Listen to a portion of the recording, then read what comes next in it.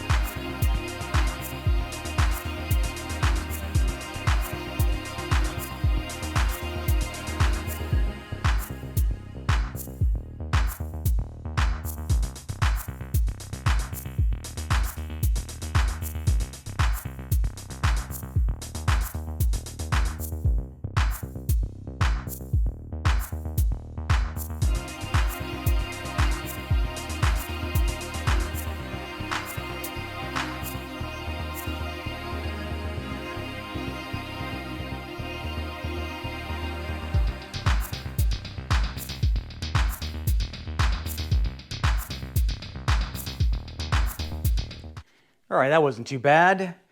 This is a really beefy valve train here. These lifters, or actually these are journals. These things are massive. And the lifters underneath are pretty sizable as well. These are the head bolts here. They look like triple squares, so I'll have to keep that in mind. I know I have something for that, so that shouldn't be a big deal. But all in all, looking it over, it looks really good. It looks like the owners have, taken care of their engine. This is pretty clean oil. But then again, I think the problem is further down, so I'm going to have to take all this out. But of course, before I do any of that, I got to get this engine in top dead center and lock it in place. But I'm going to keep chipping away because I got to get the intake manifold off. There's a riser down there in the middle I'll have to take off, and there's a few bolts that are in a very precarious spot that I understand are somewhere down here that I'll have to get to in order to get the fuel injectors out. And then of course on the exhaust side, these are never fun, but I've seen worse. Just recently, as a matter of fact, on the Porsche, the bolts were way worse, but I'm gonna start hitting this with some penetrating fluid right now.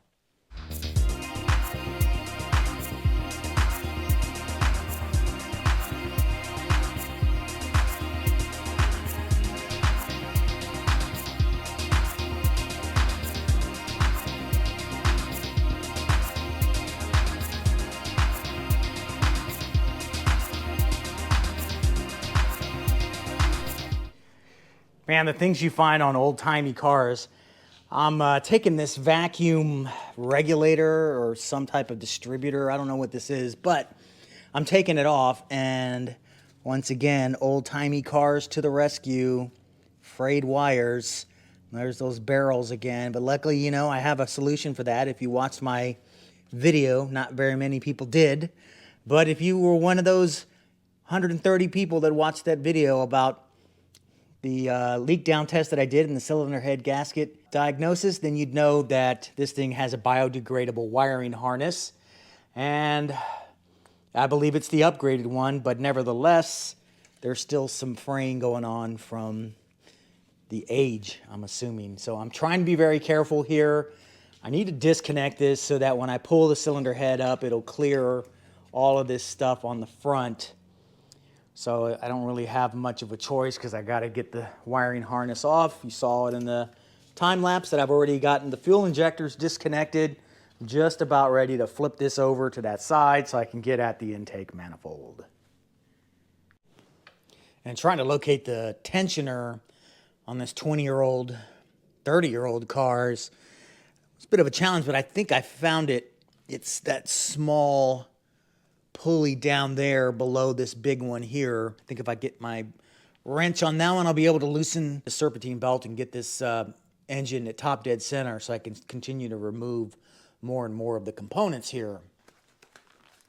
I didn't drain the coolant on this car, and I think that may have been a mistake because there's still coolant on the upper half of this engine. I can squeeze this hose here and I can hear coolant in it. So I'm going to have to do a partial drain of the radiator to get the coolant level down below the cylinder head so I'm not spilling coolant into the cylinder. And I mean, I'll be cleaning it up anyway, but it's one less thing I have to clean up if I can avoid making that mess. So far, this engine is pretty straightforward. Nothing too bad, although I'm pretty impressed with the valve train. I've made that comment already that they're super robust. I'm assuming that these big car manufacturers have managed to come up with very, very creative ways of cutting costs and reducing weight. The old timers say they don't make things like they used to. This is probably a good example of that. I mean, the valve train is very beefy on this car, so it's certainly a tank. So let's see what we're dealing with down there. I think that is a 17. Nope, can't even use an extension with this. All right, be that way.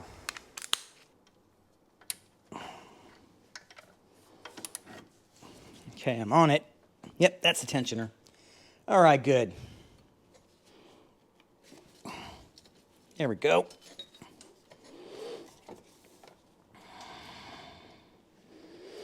I still got it. For those of you who aren't mechanically inclined, just remember that the fundamentals still exist regardless of what kind of engine it is, whether it's diesel or gasoline. You know, you're going to have all the necessary components to start a car. They're all going to be the same. They may look different. They may be in a different location. But the fundamentals still apply. Oh, that's a sharp edge there. Don't want to go cutting myself. I see the problem. Ooh, this is going to be a challenge to get this thing re-snaked in there. This belt needs to be replaced. Now, fan is not doing me any favors here. Come on, buddy. All right, that is a 27 millimeter socket. I have a deep well socket there because I don't have a 27 short socket. But no matter, I got it connected to my Long John Silver here, and I'm ready to crank this engine over. And I'm hoping that it comes out on the camera, but right there you'll see some markings on that behind the harmonic balancer there, and we're looking for top dead center. And it should come around here as soon as I figure out where top dead center is.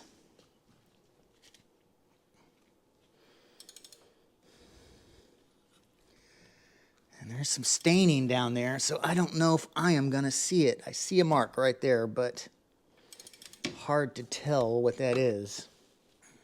I think I'm going to get me a little cheat stick. having trouble finding the top dead center mark, so I'm going to go ahead and just stick that in there and crank it over until I can determine if top dead center. Here it goes. So I should be seeing a mark soon. You can see that going up.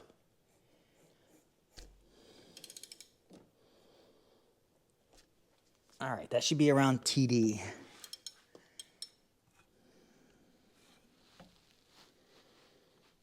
Yeah, right there.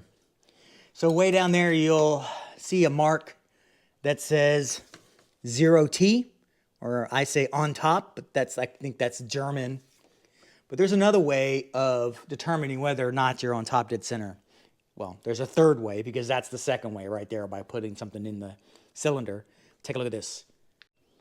You should be able to stick a tiny little 4mm or something drill bit in the hole on the exhaust cam here, as well as the hole here. They should sit flat right up against the cylinder head.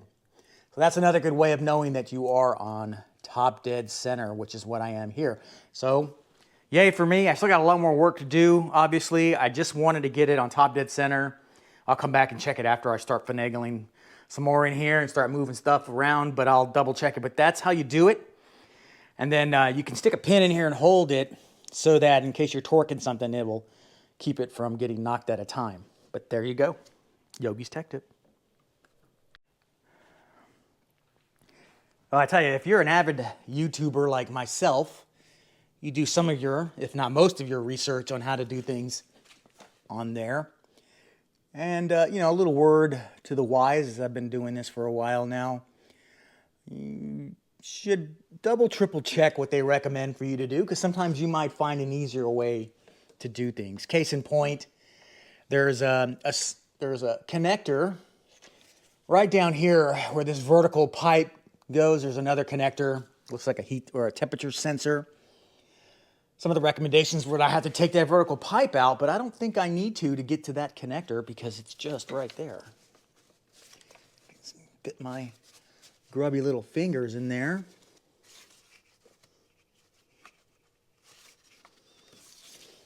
Okay. All right, maybe you do have to take it off. It'd be a lot easier. Hey, so like I said, whenever you see stuff on YouTube, it's probably true. I tell you, I do want to get this fuel rail out of here. And I don't think there's anything else holding it in. What I want to do here is disconnect the fuel lines. But before you do, obviously, you want to open up the gas tank and get the pressure out. There's a Schrader valve here as well, which will do the same exact thing. I might just do that instead of opening the tank. Right? I mean, if you can use a Schrader valve, why not? You just want to relieve the pressure in the fuel line. There shouldn't be a whole lot, but, you know, if you've been starting it recently and moving it around, it's probably still got some pressure in there. All right, let's take a look. And there's no pressure. So that's good. But for all you naysayers out there, I'll go open the gas tank too, just in case.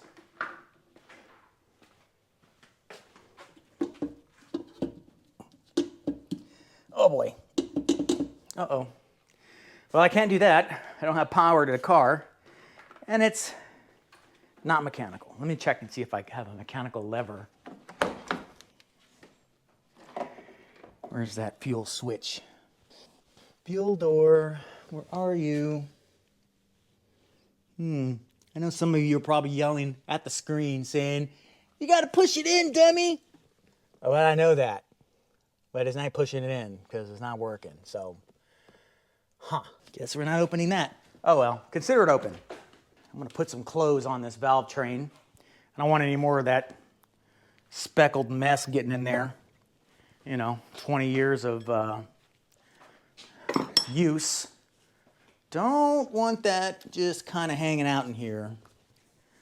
Do your best to keep it clean. Yes, I'm taking this off, but no, I don't want to rebuild the valves. I don't want to rebuild anything. I just want to put a head gasket back on. Famous last words, I know. Yeah, and even though you took the pressure down in the fuel system, I'd still put something here. Your twist point is the big one, not the little one. You can clearly see that. It's welded or grimed on. Oh, it's not a 14. I lied to myself, but I did get that other one right. 14. Did I say 15? I did say 15. What's the matter with me? So, lefty loosey, righty tighty. Nice and slow. One other thing I like to, whenever I see a hole, I like to plug it. Hey now. I'll be plugging some holes here. I want to keep this nearby so I can just quickly grab the plug without spilling them everywhere. Don't you fall over, man. I do not want to sort you. All right. Still a little tight. Starting to smell that delicious energy drink. It's gonna stink up my whole garage. I'm gonna make a guess. That looks like a yellow hole. Damn, I'm off today. That is a red hole. And just like that, boom. Because as you move these around, you'll tip them downwards or whatever, and it'll drip fuel everywhere. It's just a cleanliness thing for me. All right, let's take this next one off. This must be the return. 16. Dang it. I tell you, I am indeed a skilled mechanical doctor. So I have a 17 over there already. Why am I not finding it? You may not look it, but I play one on TV. All right. I got multiple projects going on.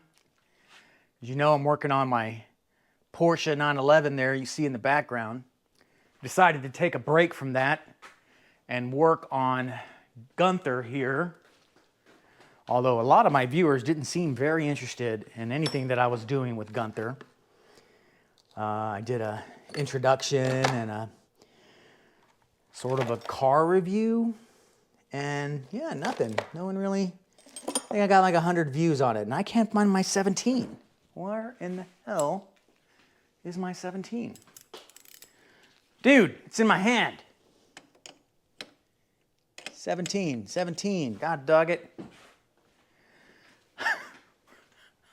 I swear I am not inebriated. Oh yeah, good times. These are wicked awesome, folks. They're expensive, but they're worth it. You can really get some killer angles with those. All right, this one sounds juicy. Ready with the plug. All right, just a little bit of juice. Stay where you belong, go juice. All right. I forgot to mention, and I think I may have mentioned it in a video that nobody watched, this intake manifold has a bolt delete feature. One of the bolts is missing here on the first runner, which is not, as far as I know, a feature.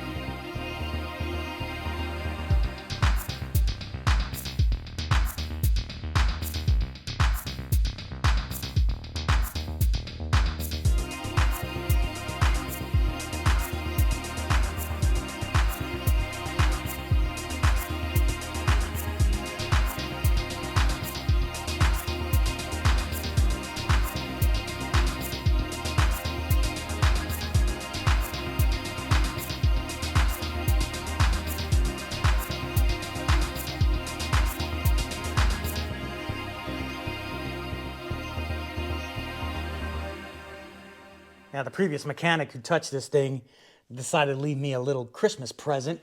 It's not quite Christmas, but I'm pretty sure that's what he wanted to leave me.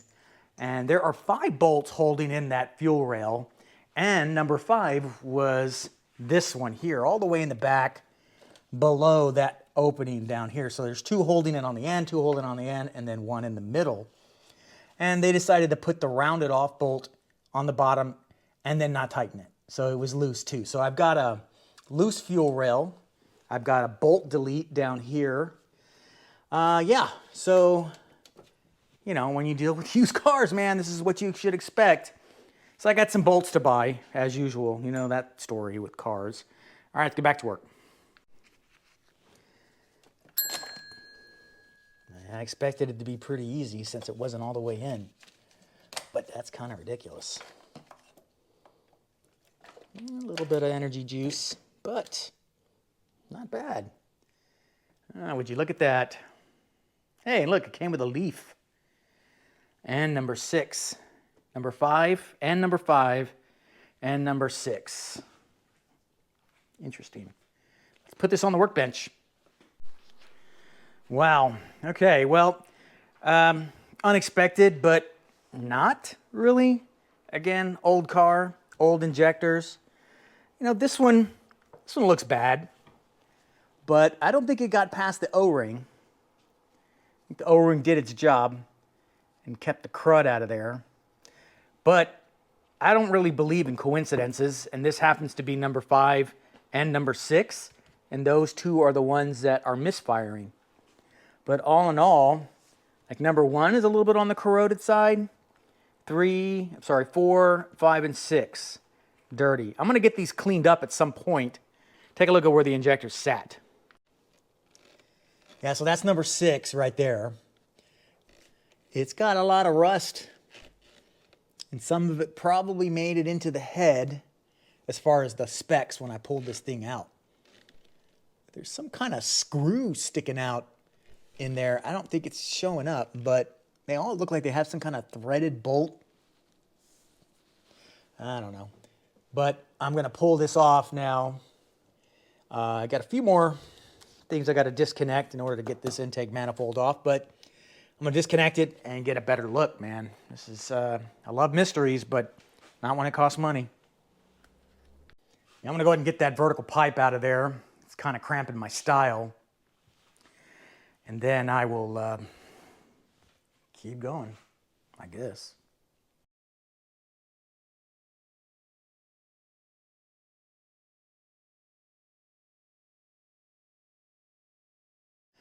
Now, sure, it's a good thing I had that that flapper there is closed, because you can see all of the foam. It's like it's certainly foam, and it may be coming from some filter, but it's completely broken down. So I'm going to stick a shot back in there and clean all that before I go any further. But now you can see I can get to that one wire there that has to come out. Might as well do that now. Done. All right. Chugging away.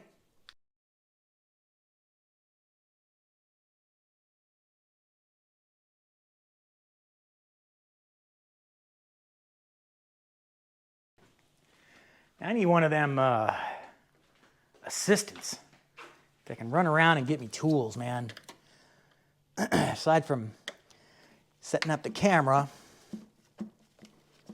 trying to find my tools that I've misplaced or put back in the toolbox is the second most time-consuming part of this project, of any project like this. I see a lot of you guys out there nodding your head. Yep, I know. I know. Okay. So I know there's something holding this thing down over here on this side, other than this hose. And I don't see a mount point anywhere. There's another one back here. Aha. What are you? Another clamp. Hats off to the previous mechanic for properly positioning these clamps to where I can get to them real easy. There's nothing like having mispositioned clamps, a la the Audi. Always had mispositioned clamps. It was always difficult to get in and out. Trying to take the high pressure fuel pump was always a pain in the butt. Man, there's a bunch of rounded out bolts here. gonna have some fun taking this manifold off. All right, I had to do some off-camera smooches with my wife. She came in here looking for some love, and I am happy to oblige. Yeah, see, some of these, man, they're so close to the runner, it makes it almost impossible to get a proper tool in there. And there's no extension on that, but I'm gonna try my lucky one here. This one here has been doing me a good service. I used it when I was taking care of the suspension. I don't want to break this thing. There we go. When I was taking care of the suspension on Pepper, this thing came in real handy because it was counter holding the top of the strut. I had recommended this tool to someone else. They proceeded to break it. So when doing the same job, what do I know? I'm just a mechanic on TV. These all look the same. I'm gonna have to buy a whole bunch of those. That one I think I can use a regular tool to loosen. Yep. Damn it. Yep. Plastic. Yeah. What's a little infection amongst friends? Damn it. I cut myself open. Oh well.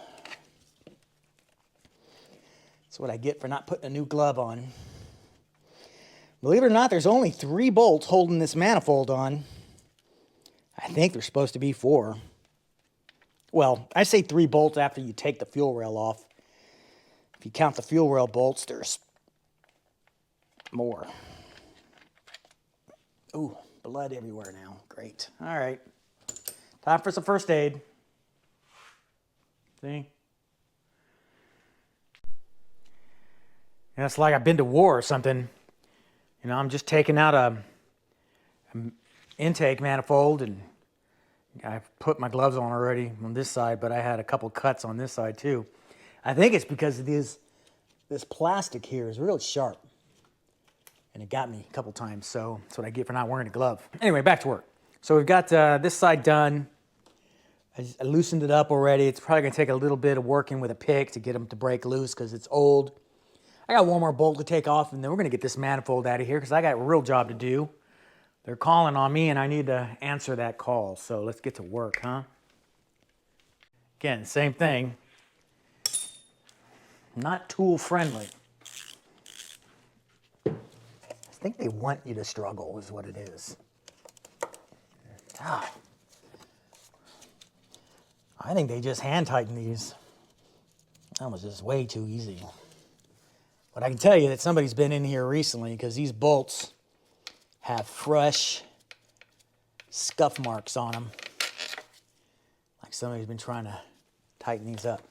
All right, there, it's loose now. But I got a couple of hoses down here that I need to unclip, or my trip will be very short. For you new fellas out there looking to turn a wrench for maybe the first time or in a long time, get yourself one of these, man. This is a lifesaver when it comes to these spring-loaded hose clamps. They just do the job, you know? Gotcha. They're really short too, so I know I could pull them out a little bit, but this one breather tube goes right into the throttle body, or whatever that is. Oh, old man cramps.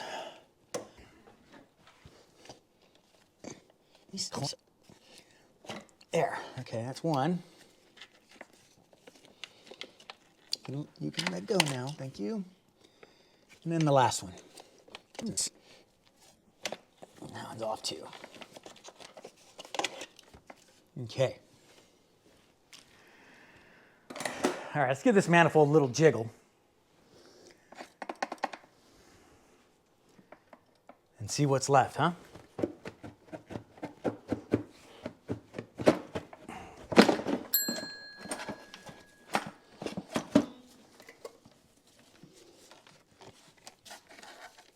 Got a little stuck connector here. No big deal.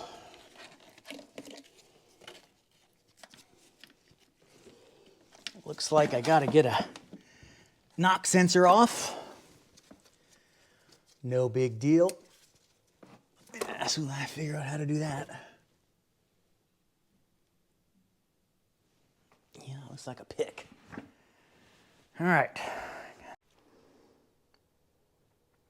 Yeah, you remember a moment ago I said there's some kind of threaded bolts or something down in there. What the ever-living F?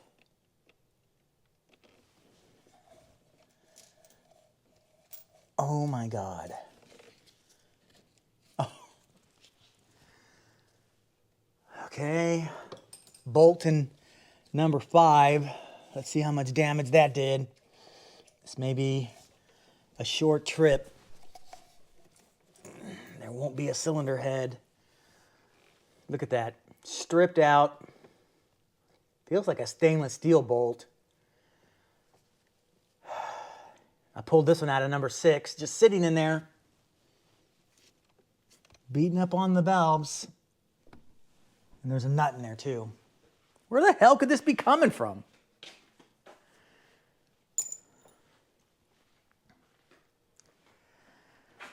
I don't think these are magnetic. Oh, they are. Look at that. That was inside the intake. And they just let it go like that. Oh dear.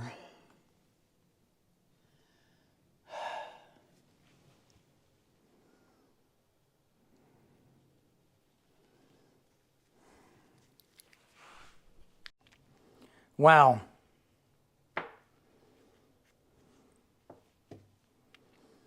I mean, the car's noisy enough. I don't think you need to add any maraca sounds to it. Somebody did. I may have to crank that engine over a few times to see if those valves are damaged. It's going to be hard to tell, but I'll give it a shot.